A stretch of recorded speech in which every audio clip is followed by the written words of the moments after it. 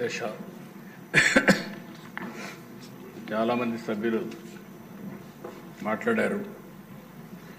వారందరూ కూడా అభినందనలు. అన్నింటికంటే ముఖ్యమైన సబ్జెక్టు ఈ యొక్క సాగునీటి రంగం దిశ. మనం అందరం కానీ ఈ సబ్జెక్ట్ని తరువుగా అర్థం చేసుకోవడమే కాకుండా ఎక్కడికెక్కడ సమర్థవంతంగా ఇరిగేషన్ ప్రాజెక్ట్స్ని కన్స్ట్రక్ట్ చేయడం కానీ మేనేజ్ చేయడం కానీ చేస్తే అది ఒక వరంగా మారుతున్న దశ. ఇప్పుడే విష్ణుకుమార్ రాజు గారు మాట్లాడుతూ ప్రధానమంత్రి జల్ జీవన్ మిషన్ తీసుకొచ్చారు, అమృత్ తీసుకొచ్చారు. ప్రతి ఒక్క ఇంటికి ట్యాప్ ద్వారా వాటర్ ఇవ్వాలి.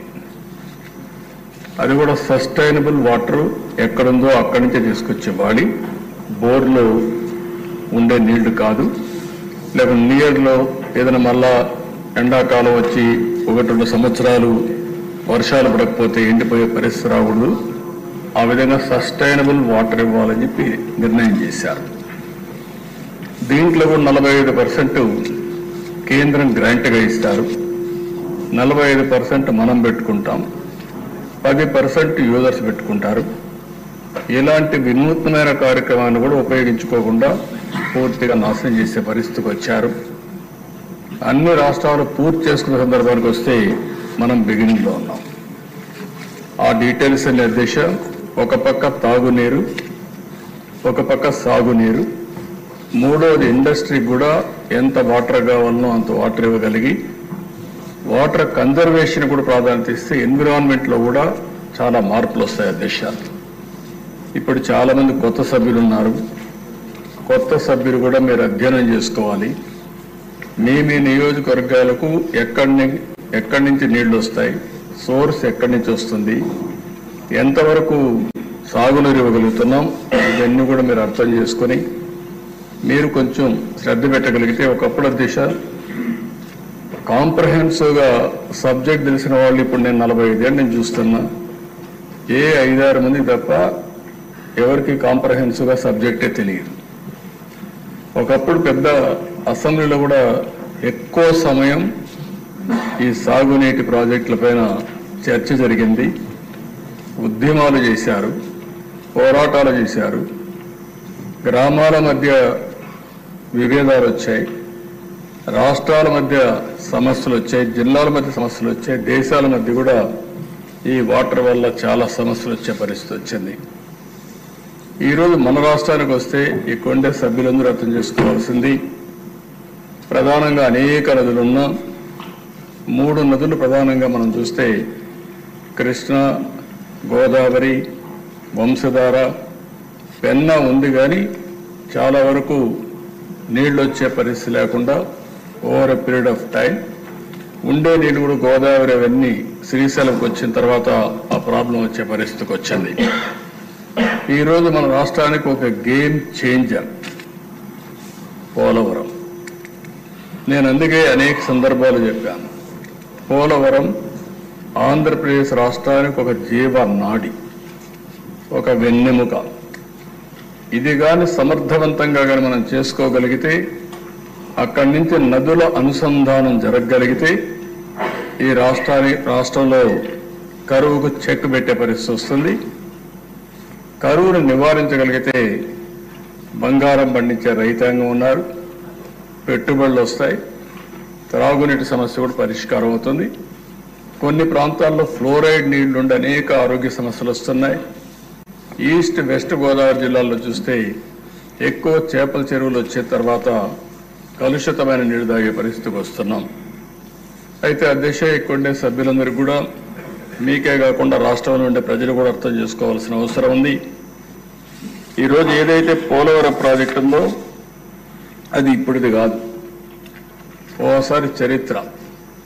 ఆ చరిత్రలో మనం చూస్తే 1941లో ప్రపోజల్ వచ్చింది. 1941లో దివాన్ బహదూర్ ఎల్ వెంకటకృష్ణ అయ్యర్, అప్పుడు చీఫ్ ఇంజనీర్ ఇరిగేషన్, అతను ఒక ప్రపోజల్ పెట్టాడు. ఒక స్టోరేజ్ రిజర్వాయర్ ఇక్కడ వస్తే బాగుంటుంది, గోదావరి పైన రావాలి అని ఆలోచించి ప్రిలిమినరీ ఇన్వెస్టిగేషన్ 42-44లో చేశాడు. అప్పట్లో ఒక జీవో కూడా ఇష్యూ చేశారు. ఆ జీవో ప్రకారం ఫర్దర్ ఇన్వెస్టిగేషన్ తొలిసారి మీరు చూస్తే 170 అడుగులు ఎత్తి పెట్టాలని, ఆ నుంచి 208 అడుగులు కూడా పెట్టాలని, దీనివల్ల 340 నుంచి 700 టీఎంసీ నీళ్లు పోలవరంలో, పేరు కూడా అప్పుడు పోలవరం కాదు, అక్కడ రిజర్వాయర్ నీళ్లు ఉంటాయని చెప్పి ఒక అవగాహనకు వచ్చారు. 75 నుంచి 150 మెగావాట్ల పవర్ ఉత్పత్తి చేయొచ్చు అనుకున్నారు. పేరు కూడా రామపాద సాగర్ని సైట్ని ఐడెంటిఫై చేసి అక్కడ ఈ ప్రాజెక్టు కట్టాలని చెప్పి ఆ రోజు నిర్ణయించారు. కడాన దిశ ఈ ప్రాజెక్టుని గోవిందరాజు అయ్యంగారని 5-6 ఆగస్టు 1947లో ఇవన్నీ కూడా కన్సల్టెంట్గా ఉండి ఇవన్నీ ఎస్టాబ్లిష్ చేసి ఇది ఫీజిబిలిటీ ఉంది, selection of site for dam is the best available site అని ఫైనలైజ్ చేశారు. ఆ రోజు కానీ ఇప్పుడు వచ్చినట్టు పోలవరం పూర్తయిన దిశ ఎస్ఎస్ఆర్ 47-48 ప్రకారం 129 కోట్లు, ఈరోజు 55,000 కోట్లు. అంటే ఆ రోజు ఈ ప్రాజెక్ట్ అయిపోయింటే రాష్ట్రం ఎంత సువిష్టమయ్యేదో, ఎంత అభివృద్ధి అయ్యేదో ఒక ఉదాహరణ మాత్రం. అది అయిన తర్వాత దిశ చాలా సమస్యలు వచ్చాయి, కానీ అందరూ మర్చిపోయాం. స్వాతంత్రం వచ్చింది, రాష్ట్రం వచ్చింది, మళ్ళా రాష్ట్రం కలిసింది, రాష్ట్రం విడిపోయింది, ఎన్ని జరిగినా కూడా అప్పట్లో ఎవరూ పట్టించుకోకుండా 15/5/1981లో మాత్రం అంజయ్య గారు ఫౌండేషన్ వేశారు. ఫౌండేషన్ వేసి ఆయన ఫౌండేషన్ మాత్రం వేశాడు, కానీ ప్రాజెక్ట్ ఏమి స్టార్ట్ చేయకపోతే రాజశేఖర్ రెడ్డి వచ్చిన తర్వాత దాన్ని ఎన్ని ఇబ్బందులు పెట్టాలో అన్ని ఇబ్బందులు పెట్టి అస్తవ్యస్తం చేసి ప్రాజెక్ట్ని ఇది అసాధ్యమనే పరిస్థితికి వచ్చారు. మొట్టమొదటిసారి దిశ రాష్ట్ర విభజన జరిగిన తర్వాత హైదరాబాద్ ఇన్కమ్ తెలంగాణకు వెళ్తుంది, ఆంధ్రప్రదేశ్కి ఆదాయం లేదు. కాబట్టి ఈ ఆదాయం రావాలంటే కొన్ని అనౌన్స్ చేయాలనే ఉద్దేశంతో పోలవరాన్ని ఒక నేషనల్ ప్రాజెక్టుగా అనౌన్స్ చేశారు. ఈరోజు హైదరాబాద్ ఉంది దిశ, నాలెడ్జ్ ఎకానమీకి చిరునామా. ఈరోజు దాన్ని ఒక ఆదర్శంగా చేశాం. అలాంటి రాష్ట్రానికి అక్కడ ఇచ్చినప్పుడు దీనివల్ల మనకు పూర్తిగా ఫలితాలు రాకపోయినా ఇక్కడి నుంచి శ్రద్ధ పెట్టాలనే ఉద్దేశంతోనే ఆ రోజు నేను ఒకటే ఆలోచించా, 1 అమరావతి, 2 పోలవరం. ఈ 2 మనకు 2 కళ్ళుగా తీసుకుపోవాలనే ఉద్దేశంతోనే 2 పైన కూడా శ్రద్ధ పెట్టాం. 3వది ఆంధ్రప్రదేశ్కు ఉండే పెద్ద అవకాశం సీ కోస్ట్, పోర్ట్ లెడ్ ఎకానమీకి ముందుకు పోతే బ్రహ్మాండంగా అభివృద్ధి అవుతామనే ఉద్దేశంతో ఈ 3 పైన కూడా దృష్టి పెట్టి ఒక పక్క పెట్టుబడులు, ఒక పక్క అమరావతి, ఇంకొక పక్క పోలవరం ద్వారా నదుల అనుసంధానానికి మనం ముందుకు పోయాము. అయితే దిశ ఆ రోజు నేను ముఖ్యమంత్రి అవుతానే, అంటే రిజల్ట్స్ వచ్చాయి, క్లియర్గా మెజారిటీ వచ్చింది. కేంద్రంలో 14లో నరేంద్ర మోడీ గారు ప్రధానమంత్రి అయ్యారు, ఎన్డీఏలో పార్ట్నర్స్గా ఉన్నాం. నేను ఆ రోజు ఢిల్లీ పోయినప్పుడు నా అనుభవంతో ఒకటి ఆలోచించాను, నాకు నాలెడ్జ్ ఉంది కాబట్టి. పోలవరాన్ని నేషనల్ ప్రాజెక్టుగా అనౌన్స్ చేశారు. ఇందులో ముంపుకు గురయ్యే 7 మండలాలని తెలంగాణ రాష్ట్రంలో పెట్టారు. అంటే తెలంగాణ రాష్ట్రంగానే ఒప్పుకోకపోతే పోలవరం ఇంకెప్పటికీ సాధ్యమే లేదు, కలగా మిగిలిపోతుంది.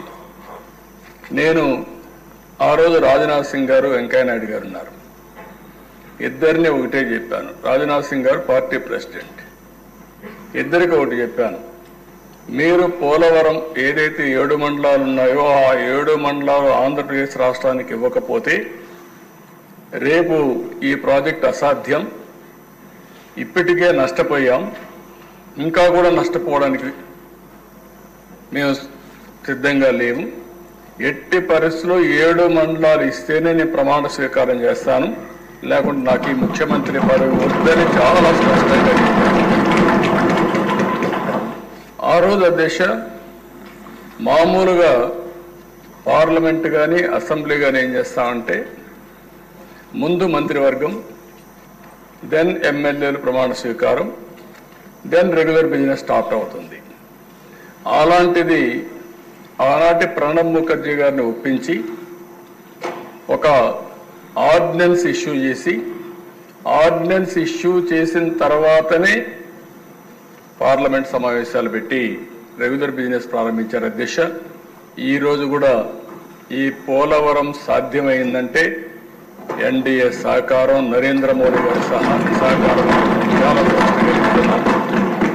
అక్కడి నుంచి అధ్యక్ష నేను పోయినప్పుడు నేను చాలా స్పష్టంగా 7 మండలాలు వచ్చాయి, దీన్ని ఫాస్ట్ ట్రాక్లో పెట్టాలి అని నేను అడిగినప్పుడు నీతి ఆయోగ్ ఎగ్జామిన్ చేశారు. నీతి ఆయోగ్ ఎగ్జామిన్ చేసి దేశంలో చాలా ప్రాజెక్టులు ఉన్నాయి, 10 ఏళ్ళు, 20 ఏళ్ళు, 30 ఏళ్ళు అవుతున్నాయి, ఇది కూడా అదే మాదిరిగా ఆ కోవలో చేరిపోతుంది. కాబట్టి ఈ ప్రాజెక్ట్ ఆంధ్రప్రదేశ్ రాష్ట్రానికి ఇస్తే రాష్ట్ర ప్రభుత్వం సమర్థవంతంగా వాళ్లకు అవసరమైన ప్రాజెక్టు కాబట్టి దీన్ని పూర్తి చేసే బాధ్యత తీసుకుంటారని చాలా స్పష్టంగా ఆలోచించి రికమెండ్ చేశాడు అధ్యక్ష.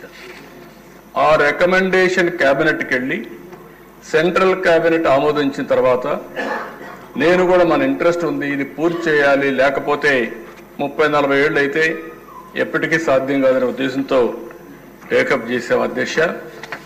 ఆ రోజు రైట్ మెయిన్ కెనాల్ పూర్తయింది, పోలవరం ఇంకా పూర్తి కావాలి. అప్పటికి సైట్లో కూడా డిస్ప్యూట్స్ ఉన్నాయి, చాలా కోర్టు కేసులు ఉన్నాయి. ఇది 3-4 ఏళ్ళైనా మినిమం పడుతుంది. 3-4 సంవత్సరాలు నీడు రాకుండా ఉండడం కరెక్ట్ కాదని రైట్ మెయిన్ కెనాల్లో ఎక్కడెక్కడ చిన్న బిడ్స్ అన్ని ఉంటే ల్యాండ్ ఎక్వేషన్ చేసి పనులు పూర్తి చేసి అక్కడి నుంచి నేను పట్టెసీమ లిఫ్ట్ ఇరిగేషన్ పెట్టి పట్టెసీమ ద్వారా నీళ్లు తీసుకు దగ్గర 100 టీఎంసీ నీళ్లు కృష్ణా డెల్టాకు తీసుకొచ్చి 2 నదులను సంధానం చేశాను. కృష్ణా డెల్టా ఒక విచిత్రమైన పరిస్థితి. ఎప్పుడు కూడా కృష్ణా డెల్టా అనేది ఎప్పటి నుంచో నీళ్లు ఇస్తున్నారు, కానీ ఇటీవల కాలంలో పైన ప్రాజెక్టులు వచ్చిన తర్వాత కృష్ణా డెల్టాకు నీళ్లు రాకుండా, ఒకవేళ నీళ్లు వచ్చినా లేటుగా వచ్చే దానివల్ల ఏ అక్టోబర్కు ఆ ప్రాంతంలో లేటుగా ఆగస్టు సెప్టెంబర్ ఆ ప్రాంతం నీళ్లు ఇవ్వడం, మంచి తుఫాన్ సీజన్లో పంటలు పడడం, తుఫానుకు నష్టపోవడం జరుగుతూ ఉంటే ఇట్లా కాదు, జూన్లోనే పంటలు వేసే విధంగా చేయాలనే ఉద్దేశంతో గోదావరి నీళ్లు ఇక్కడ తీసుకొచ్చాం.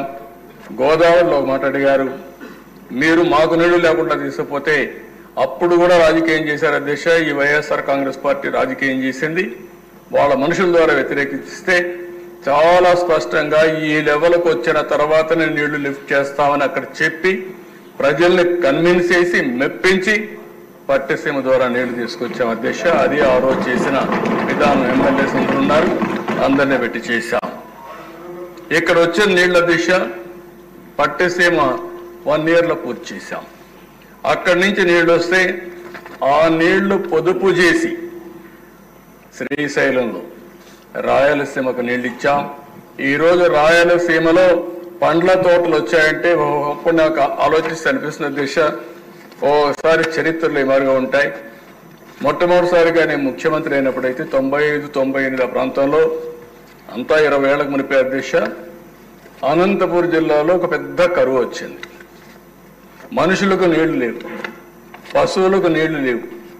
గడ్డి తీసపోవాలంటే తీసపోగలుగుతాం, కానీ నీళ్లు తీసపోవాలంటే ఏం చేయాలో తెలియని పరిస్థితి. పశువులకి క్యాంపులు పెట్టాం అధ్యక్ష, మనుషులకు కాదు. మనుషులకు కావాలంటే నీళ్లు ఇండ్లు కాడిచ్చాం. పశువులకు క్యాంపులు పెట్టి వాళ్ళు పశువులను మేపుకోలేకపోతే గడ్డి తీసుకుపోయి వ్యాగన్స్తో ఆంధ్రా నుంచి గడ్డి తీసుకుపోయి అక్కడ నీళ్లు ఎక్కడైతే ఉంటాయో అక్కడ క్యాంపులు పెట్టిన పరిస్థితి అధ్యక్ష. ప్రతి సంవత్సరం 10 ఏళ్లకు 7 సంవత్సరాలు వేరుశెనగ ఎండిపోయేది.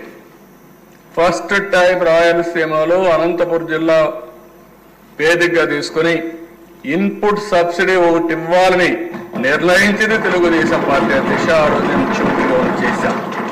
కనీసం పంట పోతే పోయింది, కనీసం పడిన కష్టం కొంతవరకైనా ఇవ్వకపోతే వీళ్ళ జీవితాలు నష్టపోతారనే ఉద్దేశంతో అలాంటివన్నీ చూసిన తర్వాత అధ్యక్ష, ఈరోజు అనంతపూర్కు నీళ్లు ఇస్తే అది ఎడారిగా మారిపోతుందనుకున్న అనంతపూర్ జిల్లా ఈరోజు రాష్ట్రంలోనే నేను గర్వంగా చెప్తున్నా, నేను ప్రతి ఎకరాకు నీళ్లు ఇవ్వగలిగితే రాష్ట్రంలో రిచెస్ట్ డిస్ట్రిక్ట్ ఏదంటే దానికి చిరునామాగా అనంతపూర్ ఉంటుంది.